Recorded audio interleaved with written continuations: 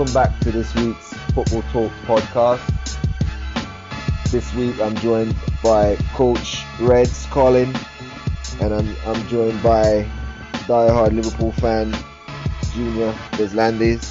So this week we're going to discuss Manchester United and Manchester City, their new acquisitions, their start to the season, their new coaches. So we're going to go over both those teams. Last week we did Arsenal and Liverpool, so we're going to do Manchester United and Manchester City this week. And we're going to start off with Man United. Right off the bat, the obvious question is Zlatan and his impact. Pogba and his impact. So what we've seen from the first two games from Zlatan is that he's great in the air, which we already knew, but this is more significant in the Premier League because there's more aerial balls coming in, especially with Man United. So he looks like he's going to score a lot of goals that way. Do you see him scoring 25 goals this season, Colin, or is this just a hot start? I think he could score 25 goals for this season. He scored 50 goals last year, so he's putting himself in position. He's strong. People keep saying, "Oh, he's old and he's 34 years old and whatever." But guys, we especially Mustafa, you followed Zlatan all his career. He keeps himself in good shape. He's very strong. I see him slowly acclimatizing to the Premier League, where the players are a little bit rougher and sometimes you have to show for the ball a bit more. They're not playing the ball to his feet. But he's a smart person and he's an excellent footballer. So that what you brought up about the air is very, very important because we're a team, sometimes you might have 50 crosses in a game. And then you see Rooney and Herrera, who when you put one on top of the other is 5'8", never going to reach any of those balls. You have Mata, 4'11". So that's the difference he's making now. Now Valencia is going on the wing, Shaw is going on the wing. When they're crossing the ball, you have somebody that's actually 6'3", 6'4", 6'5", jumping and winning those balls. If he's not even getting them, he's creating a problem, and that's the reason why Mourinho has Fellaini in that team. So I think I think he will score 25. I definitely think he'll score 25. He's getting better each game. He's not where he wants to be yet.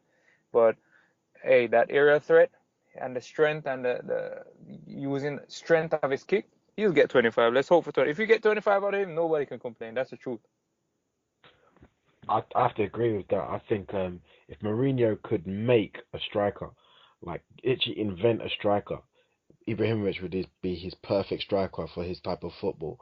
I believe he's really building the team to be much more powerful, like you mentioned, Fellaini and Pogba, big giants in that team. But I do believe a person that's gonna suffer as a result of the Mourinho type football is Martial. I believe Depay will be a key player for you guys this season. I think we're going to see the real Depay this year, especially with set plays. With all those giants that Man United have got now, set plays are going to be the key, and that's one of Depay's his strongest points. He's very good at dead ball situations. I can see him getting a lot of assists, maybe a few goals, and Mourinho's already talked up Depay as well. He said he's very sorry to leave him out. He's tried to boost his confidence and stuff like that. I see a lot of progress for Depay this year. So he's my player to watch in the Man United side this year. Paul Pogba. What I'm going to laugh at if I see the following happen. Talking about this guy for a few years. He's got amazing talent, unlimited talent. He's very athletic, creative, but he has not put it together for a full season to fully dominate and impose his greatness on a league in Serie A. Now, Premier League seems to be made for him, the way I look at it.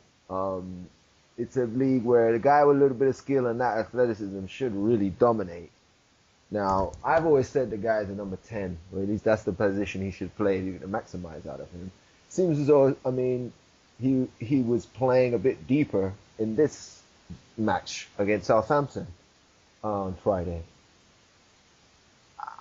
It frustrates me that he's not playing further forward.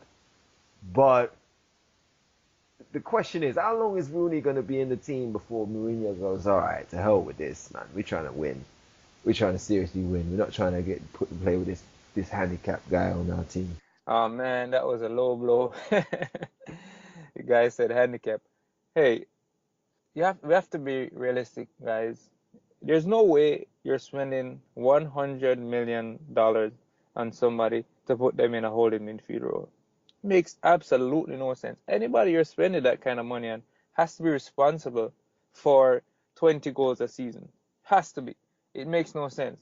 So when is he going to play number 10? I don't know, but he needs to be playing behind the striker. It seems that Mourinho gives him a free role behind Rooney where he can go from side to side. So he starts him off on left midfield, but if you watch him, he can go to the right, he can go behind the striker, he can go to the left. So he has a free role there. You hit the nail on the head, Mustafa. He is very athletic and he's very skillful. In the games, you see him coming out of tight spaces, and that's definitely made for a Premier League player. If you have that strength and that skill, he should, dominate the league, in theory. Now, how long is Rooney going to be there? I don't know. I know one thing. I know a few things. Mourinho likes Rooney. We all know that. And secondly, he does not want to ruin the locker room too early. He must, even if he hasn't learned his lesson, he has learned that losing key players will cost him tremendously in a team makeup. So that's a delicate situation for him. Me being a coach and knowing how important key role players are, you have to nurse the situation. You have to kind of let him play himself to the bench if that's the situation. If that's the case, I mean, as bad as it sounds, guys, I'm thinking what may happen. As bad as it sounds, he might get injured and be out for a few weeks and lose his spot, man. We never root for players to get injured, man, but that's the truth because it's a tough situation for you to bench the captain and the leader of a team, technically, even though you have leaders there, other leaders on the team, but something's gonna happen that has to let him get some time off and a player fill his role, and the fans and everybody else on the team can see, okay, the team is actually better without Rooney. That's my genuine feeling. I have to. When it comes to Rooney, I still rate Rooney. I think we saw a little bit of what his creative side against in the last match. I think he set up one of Ibrahimovic's goal. So he drifted out wide. He drifted from the 10 position, and he drifted out wide and put in a fantastic ball for Ibrahimovic. I think you are going to see Rooney decline more and more as the seasons go on. But I think you're going to get a rejuvenated Rooney this year. I think he's going to make a bigger impact under Mourinho. I think that's the Mourinho effect. He has that effect on especially the English talent. If you look at his relationship with Lampard and Terry, he seems to get something, an extra 10% out of those guys. And I think you're going to see a little bit extra from Rooney as well. My biggest surprise is that Fellaini started next to Pogba. And that confused me in terms of the spaces that Rooney, Pogba, and even Fellaini would go into. I was more surprised that he didn't have a traditional holding midfielder in that team. I could understand if he played Schneiderlin and then Pogba and Rooney either side of him, you know. But to have Fellaini there as well, maybe he just didn't respect the opposition. I think he thought, you know what, let's just go out there and see what we can do. Because Mourinho likes physical football. He's always like that. I've always said that his teams are like a glorified Bolton Sam Allardyce team, you know, with ultimate like with the best players playing that kind of style. But I think he's changed it up this year. He seems to be more offensive minded this year. You know, it was Coming on to Fellaini Jr., I'm glad you brought that up. I want to know what you guys think of Fellaini because, to me, I'm very critical of all players, regardless of they're on my team or not. And he really got on my nerves, watching him play last year. Watching the coach put him in that holding midfield role, to me, or standing up in front of the back in the two center backs, I was like, I could see theoretically what he's thinking. He's strong, he's not slow, he's very tough, and he's tall. So I say, okay, theoretically we see what Mourinho is doing, but guys, I have to tell you the truth. I have watched every minute of him in that role, and he has been playing well. I don't know what else to say. Snyderlin is my player to be there because he's agile, he's fast, he's strong, and tough. but Fellaini has been playing very well.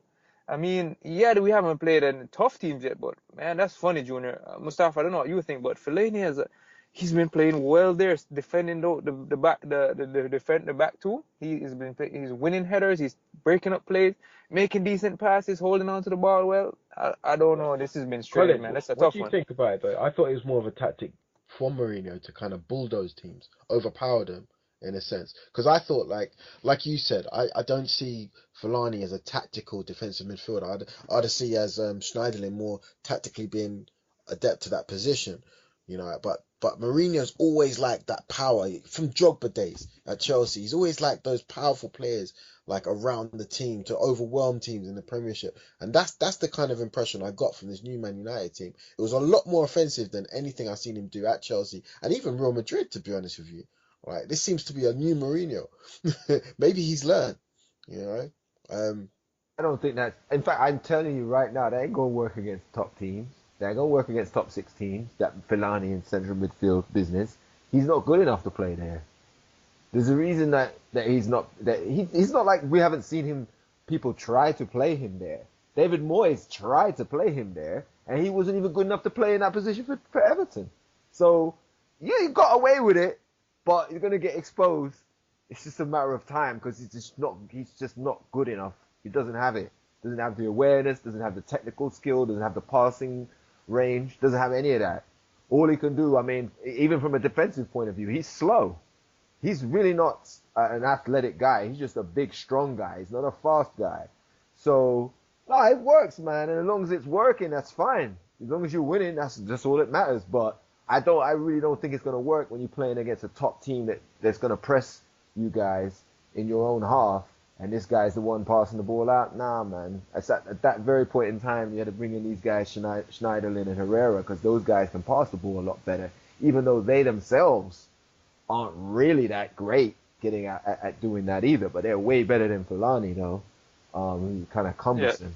But I think you said it earlier that these balls coming in the box, if they can have Pogba, Ibrahimovic, and Fellaini piling in to the box, then those guys are going to win headers against most of the time, especially when you're running forward onto a cross that's coming from the byline and the defender's kind of more standing still position. Then these guys are all tall and they can all jump high and head the ball, and they can all head the ball pretty well. So that is a good tactic. I'll say that. So I think that has a lot to do with it. Last question is, what's going to happen with Schweinsteiger, Colin? And when you said earlier, you talked about the dressing room and dropping Rooney. What is his treatment? Because all I've heard is the hype. Maybe you know more and look into it. What is the way how is this guy being treated by Mourinho? Whether or not he's good enough, is this how you treat this guy?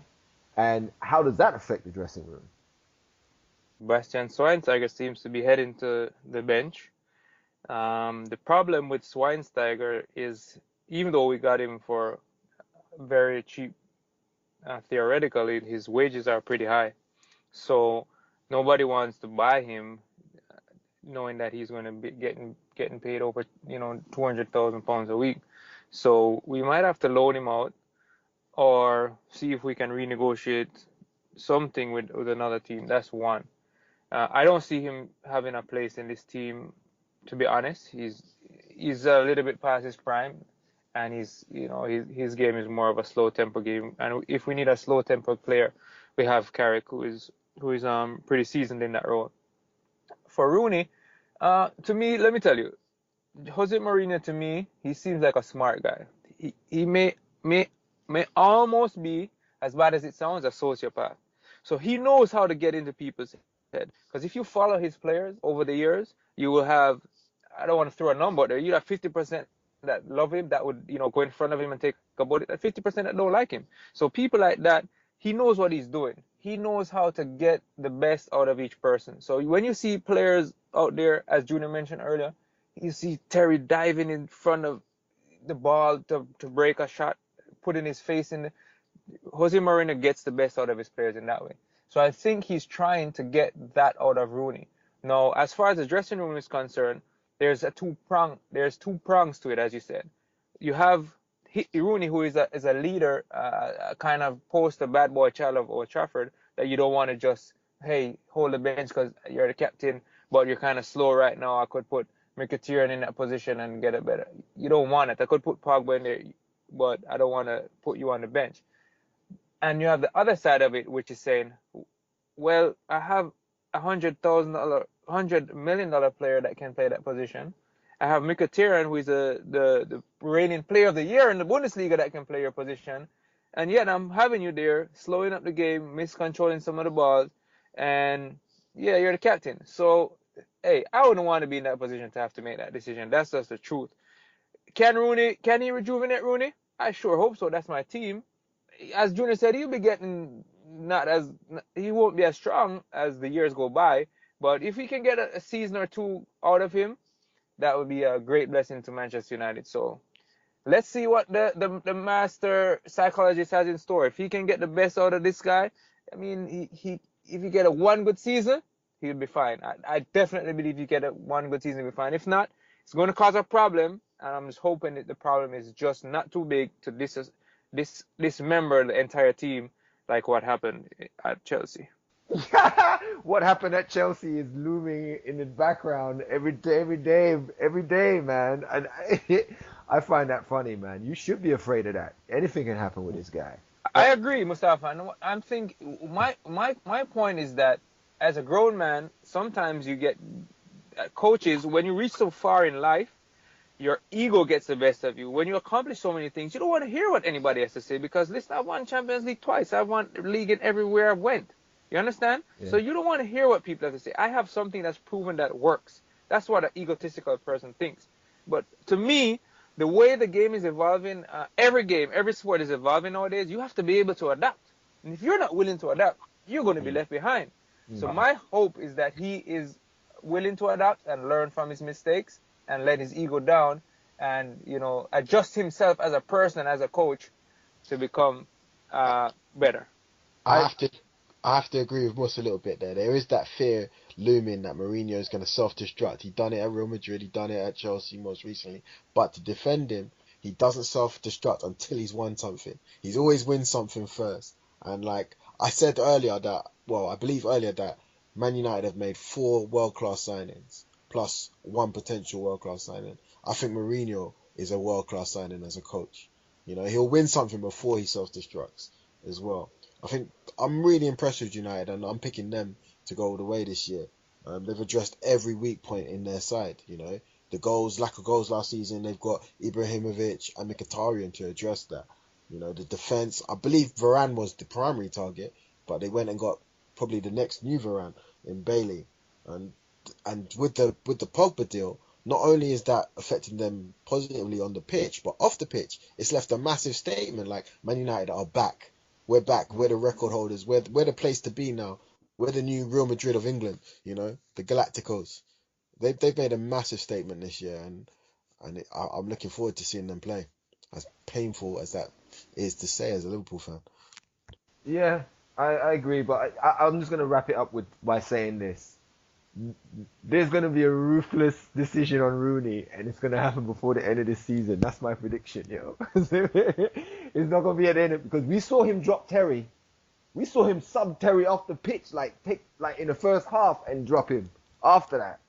And if he can do that to John Terry, captain, leader, legend, and all of that, I think he can do it to Wayne Rooney, especially since Wayne Rooney's performance level has dropped so drastically over the past 2-3 seasons. So, he did all right. He looked okay against Southampton, but man, I just don't see his athleticism is just dwindling fast. It's going down fast, and I just don't think he's a cerebral enough player to make up for that with his intelligence and anticipation. I just don't think he's that intelligent of a player. He's smart enough, but I don't think he's that good. I don't think he's Pirlo who's going to be able to perform even when he's clearly at a massive athletic disadvantage. I don't see him there. But we'll see. We'll see. My prediction is a ruthless decision on Rooney is going to happen before the end of the season. So we'll see what happens.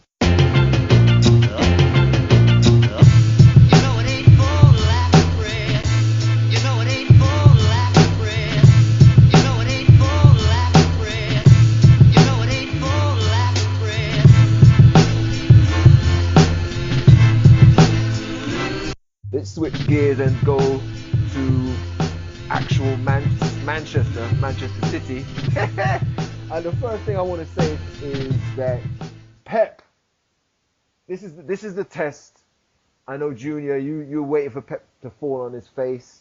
I know Colin, you're a guy who really loves Pep and respects Pep, and you expect him to be brilliant, and you wanted him at Man United, in fact. So you guys are on both sides of the fence when it comes to Pep Guardiola. I will just say this, man. From what I've seen in recent weeks, he's implementing his full tactics that he did at Barcelona and at Bayern. These players are not as good top to bottom. There's some of them that are as good, but top to bottom, the squad he's working with is just simply not as talented as the ones that he's run with before. He's implementing it the same way. He's doing it.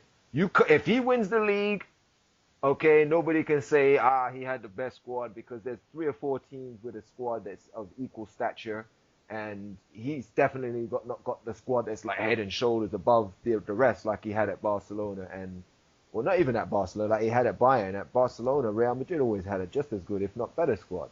But he's implemented it. He's looking good. And the first thing I want to say, Colin, please tell me you've seen what this guy's doing with these fullbacks.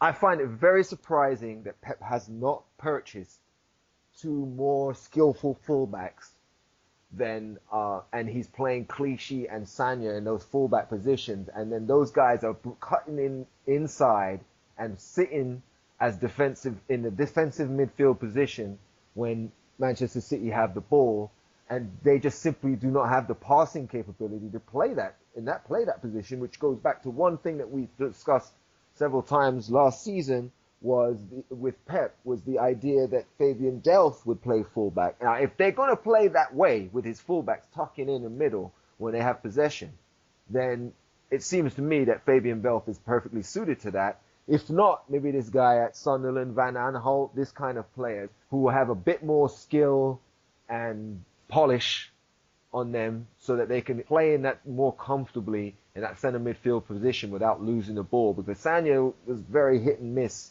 and Clichy, they were very hit and miss in the first 2 games when it came to keeping possession, and that's key to Pep's game. Well, I've been seeing the players trying to adjust to his system. My theory is this: he had the best team in the modern era, probably in Barcelona for the years that he was there. Phenomenal team. So if you think of the players, they probably had a world-class player or close to at every position.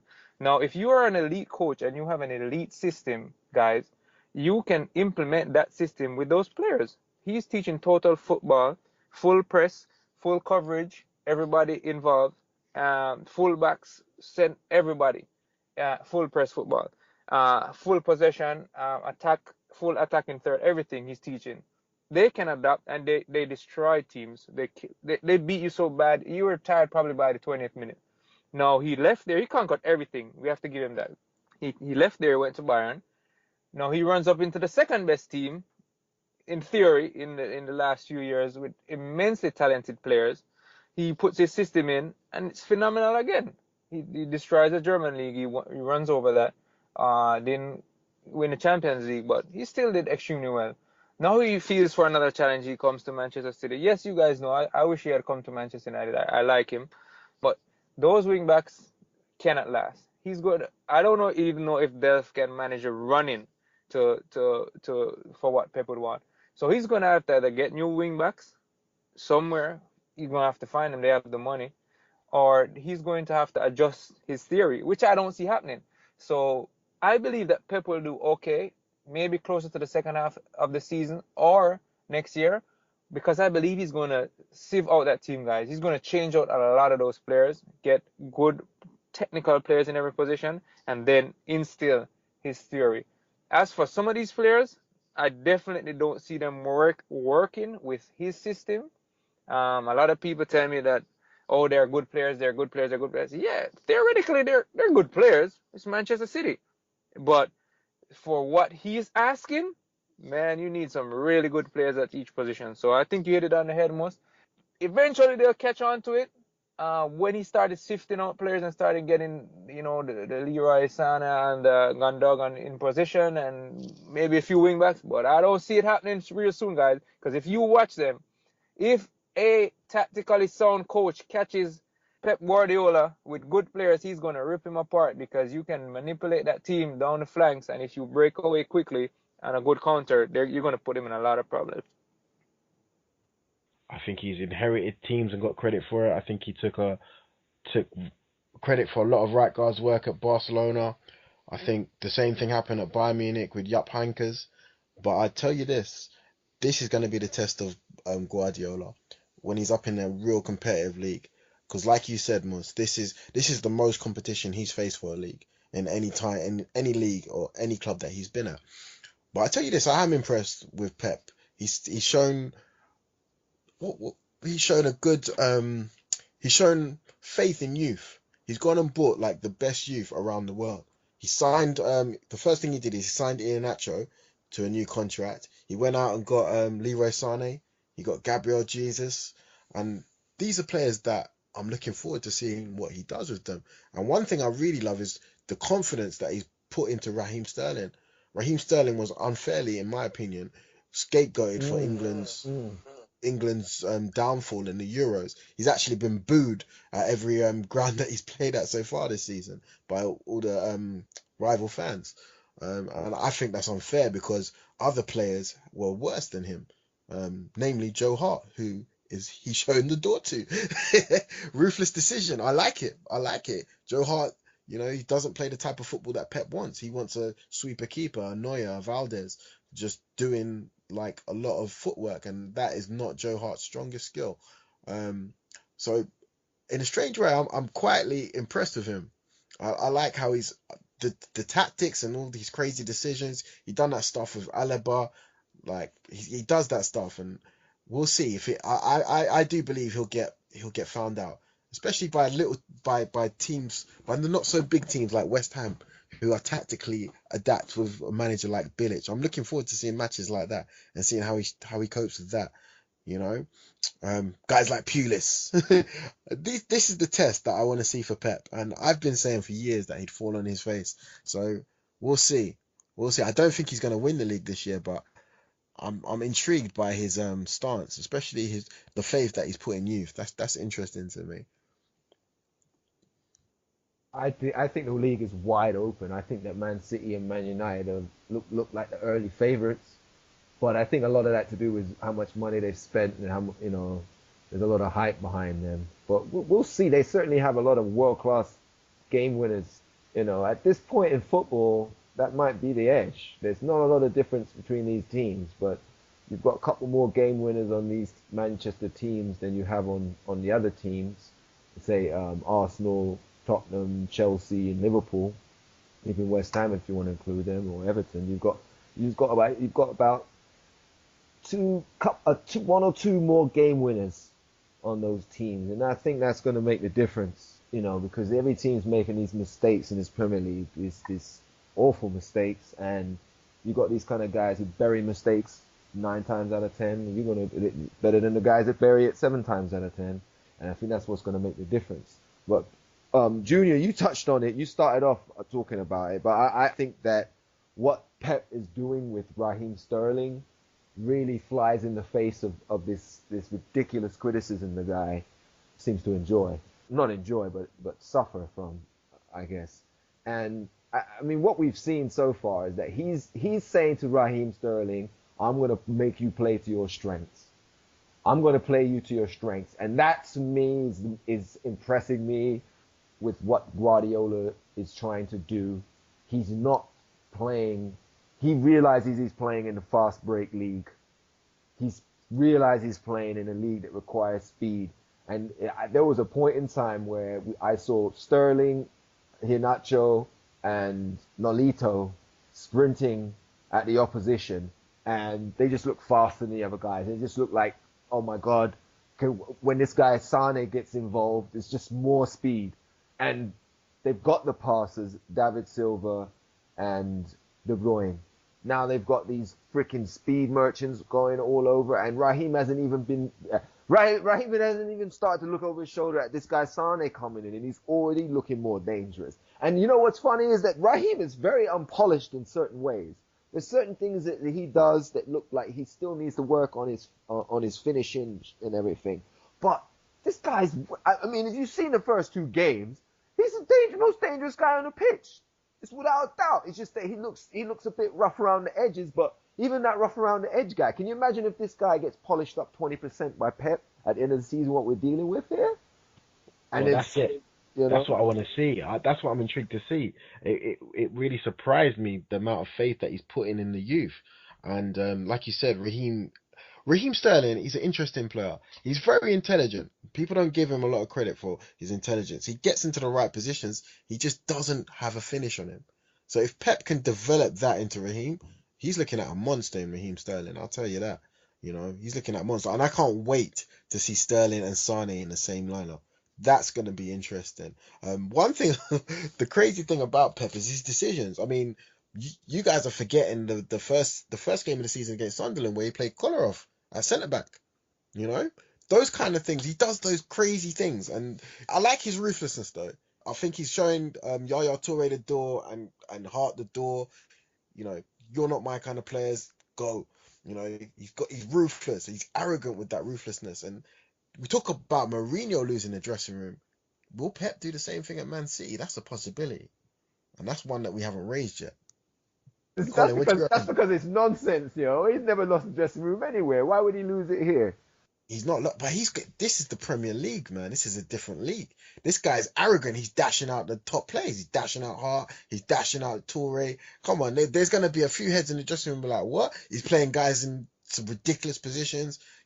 We'll see. There's a possibility this guy could lose the dressing room. We'll see. Check the resume. That's what I have to say. If people are gonna listen to Mourinho, and I assume that all the Man United players are gonna buy into him right off the bat, maybe not Marshall, but they're gonna buy in. As crazy as what happened last season at Chelsea, so I don't think it should be any different for Pep when he doesn't have that kind of backlash that happened to him. I agree with you, most. You have to look on the resume, but Junior made a good point. This is the Premier League, man. So any little small thing, teams starts to revolt against you. We'll see. When Pep goes to his destinations, he usually builds up his team, and then you might see. When we look back on his past, we haven't seen that much ruthlessness. When he just started Barca, he brought in some players and got rid of some of the older guard, and same with Bayern. But I think this time it might be a little bit different. What he's done with Joe Hart is quite phenomenal, and Junior made a good point about us not bringing it up. But if you think about it, Joe Hart is the real leader of that team. He's been there since they started winning, and he's very vocal. He's loved by all the teammates. So let's see how this one turns out. Next thing is Yaya. I mean, who is the next person in line? It's Yaya. What is he going to do with Vincent Kompany? Does Vincent Kompany suit his kind of game? Absolutely not. Good point. So if you... Wait. Let's stop and talk about that for a second. Why Vincent Kompany, to me, when he's fit, okay, is precisely the type of centre back that Pep believes in. Because Vincent Kompany is, I've said it many times, this guy is not a centre back. He was a centre midfielder. Okay, he was born and raised as a centre midfielder. And that's back in the days, most. You can't adjust it back yourself. No, it's not about adjusting back yourself. What I'm saying is his technical ability is that of a centre midfielder. And I agree. I see where you're going. DK, Boateng. No. Kompany. Do not put Kompany back in that. It's not going to happen. He's older, and with age comes nerves. And if you watch Vincent Kompany, this man's getting ass Junior. When that man runs in to break up a player, tackle somebody, if he wins that ball, you see nerves all over his face. He needs to get rid of that ball as quick as possible. He's never fitting into Pep's system. Trust me on that one. He seems to be playing afraid. I think that's what Colin's referring to. But I think he's playing afraid because of the injuries as well. Yeah. You know, he's frightened that he's just gonna brat down any minute. You know, he's been injured ridiculously amount. But one thing I want to mention as well, to get back to this, maybe losing the dressing room part with Company, Toure, Hart. Those are your three lead. That's your spine. Am I right, guys? That's your spine. Yeah. If Pep just There's rips that no out, way. There's no way that Yaya Toure is the leader on that team. As no, lazy as that guy walks around the pitch, I'm sorry, no, I no, no, don't buy no. it, man. That guy's Toure not a is leader. is a leader. You know why he's a leader? He won them the league a couple of years ago. Yeah, he scored like 30 goals from midfield. He won them the league. He's a leader in that dressing room. There's no doubt about Mustafa, it. Doesn't don't win. look. He's just a guy that used to be great and now he jogs around the pitch doing nothing. If I'm a young player, right, I'm like, yo, that guy used to be great. That guy ain't shit now. That's how That's I your look at spine. it, man. That's Nah, just, man. and listen, you mess around with the English darling, the media's gonna get on you, man. You treat Joe Hart That's an true. English darling, the Sun and the Must, Mirror must. and those idiots in Sky Sports News are gonna get at you, man. They're gonna put pressure on Pep. Mustafa, That's you true. think about. That's I true. know what you're saying about. Yeah, yeah. So we don't have to argue long about that one. But when you win that ball in that defensive midfield, as lazy as Yaya Toure is, you know, you give him that ball, it's a safe ball. That ball is safe. You win that ball and people around you, you get that ball to Yaya Toure's feet, he's not losing that ball, Mustafa. 9 out of 10 times, even more, he's doing something constructive. So yeah, he's jogging around the field, saying why you guys didn't bring a birthday cake for my birthday. I'm still upset. But at the end of the day, still Yaya Toure probably have 1 year. 1 year. He has a year and a half left in him, man. Believe me. Not playing in no Premier League where the way he's unable to run around for 60 minutes, let alone 90 minutes. But going back to what you're saying, I don't think Yaya's an issue, but we can agree to disagree on that. Joe Hart, I agree. That guy was kind of the leader of the team, and I think that could be an issue. But here's the dilemma that Pep has. I'm Pep Guardiola. I have my system. My system I believe in is pure football, man. Okay, I love pure football. So the goalie has got to be a footballer. He can't just be a goalkeeper. If I don't have a keeper who can come out and sweep up the ball when my team's posted up on the other end of the field, and I got fullbacks playing in set defensive midfield, so when they play down balls down the flank, I need my keeper to be able to run out of the goal 20, 30 yards outside of the goal and sweep up. If I don't have that, then this whole system is not going to work. So the question is, my system versus this guy who's a leader, if he doesn't do his system, he's going to fail for sure. If he gets rid of Hart, that may cost him in the dressing room, that may do this and this, but you've got a certain failure versus uncertain. And I take my chances as uncertain, but over certain failure. That's the dilemma he has. I agree, it's a problem, but he has to do it because this is the way he plays football. We've seen it already. He's going to do this at Man City. He cannot have some lumbering keeper who can't play football. He's just a goalkeeper. That can't work with Pep. So that's the dilemma he has. Mustafa, let me put it like this, yeah? It's the equivalent of Andre Villas-Boas going to Chelsea and trying to get rid of Lampard, Terry, and Cech. Yeah, this is what he's doing at Man City. He's trying to get rid of Toure. Toure, you can understand he's getting old or whatever. Company and Hart. That's your spine. That's your title winning spine. Why are you bringing Company into this? Why are you bringing Company? The guy's injured. Because he's their captain. He is their leader. Yeah, but he's talking about leaders. He's their captain. I'm sure Yaya's vice captain as well. Maybe he's injured all the time. Why are we talking about guys who's injured all the time as though that's going to affect? I mean, if they get rid of Vincent Kompany or they don't get rid of him, it doesn't matter. He's not playing for Man City. If he miraculously gets fit and gets back to like some kind of fitness, then yeah, he could play. He could play football. Notwithstanding what Colin said, I think if you saw any nerves with him, it's because the guy hardly ever plays anymore. You give him 5-10 games in a row where he doesn't get injured, he'll be fine. He'll be fine. But anyway, I don't see it as an issue. The issue I rose was Joe Hart. Okay, that's an issue. My point was, you've got Joe Hart on one side, and you've got my whole freaking system. There's no way that Joe Hart is going to be treated with more importance than his system. So I understand what you're saying, but you have to understand that this is Pep's system. This is the way he does it. He can't change that for Joe Hart. No way. I respect him for standing by his guns in this instance. But I just that's the thing. It has that element. There's a cloud there. There's that cloud there. It's these leaders, the three that we've mentioned, who are probably they're probably most susceptible to a Pep backlash. These three, what could this do? What could their discerning voices do in the dressing room? We've seen it at Real Madrid with the Casillas and the Ramoses making noise, and Ronaldo making noise and just totally undermining the manager. Could that be Pep's destiny at Man City? There's a possibility of that, depending on his arrogance and ruthlessness. That's just my point. Colin, wrap this up. Please respond to Junior's gossip, yo. No, man. I think we opened I think we opened a good discussion, guys, on this. Let's keep an eye on it. I mean, okay, you want a goalie that's good with your feet. All right, good reasoning. All right, now let's break down Joe Hart. He's a good goalie. All right, no, he's not the best goalie in the Premier League. He might be fourth, fifth, sixth, seventh. We're not here to debate that. But he's a good goalie. He's a good leader. He's a good person in the dressing room. He's tall. He'll give his heart, whatever, 50-50 tackle, he'll break his neck. All right? So, yeah, he's not the best with his feet. But how many goalies are great with their feet, guys?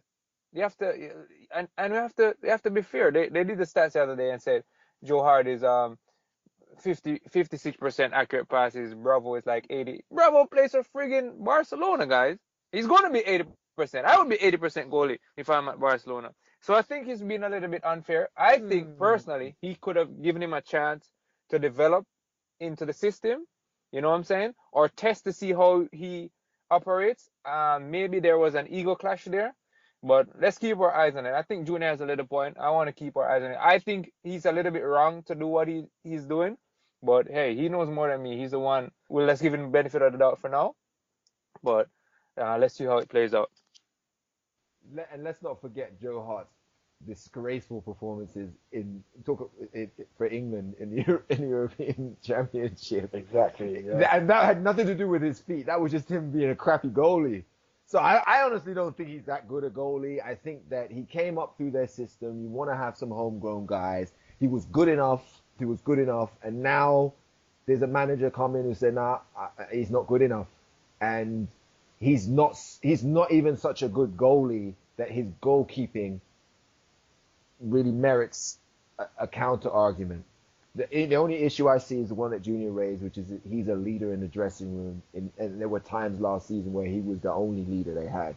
And that's a problem maybe that might cause some discord in the dressing room. But we'll see. I don't know. I think the talk about dressing room coup against Pep is a bit premature. But you know what? That's your prediction. My prediction is Mourinho going to ruthlessly deal with Rooney before the end of the season. Junior, your prediction is that there's going to be a revolt in the Man City's dressing room. We'll see what happens. Colin, do you have any bold prediction? Let me see. For Manchester City or Manchester United?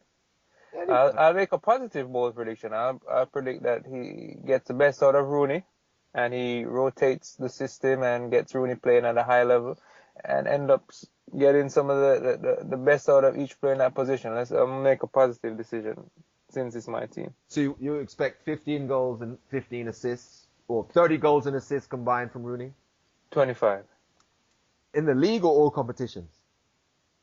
All competitions we ain't have that much, so it'll be fine. If he gets that, he will have overachieved, in my opinion. Way overachieved. I think he's good enough for Sunderland right now. But hey, we'll see. That's your pick. Let's see at the end of the season if he has 25 assists and goals combined. Yeah. All right. Well, thank you, gentlemen. Thank you, Junior. Thank you, Colin. Appreciate it. It was a good talk. Thank you, everybody, for listening. Check us out at www.footballtalks.net. We are on Twitter at footballtalksnet. We are at Facebook. Just search for Football Talks Net. We are on YouTube. Again, footballtalks.net. Football is spelled F-U-T-B-O-L. We're also on SoundCloud. So just search for Football Talks podcast on SoundCloud. Thank you very much for listening. We will be back again next week, and I believe we should be previewing and reviewing Tottenham and Chelsea's start to the season. So we'll see you then. Thank you again for listening. Take care. Bye. All right, guys.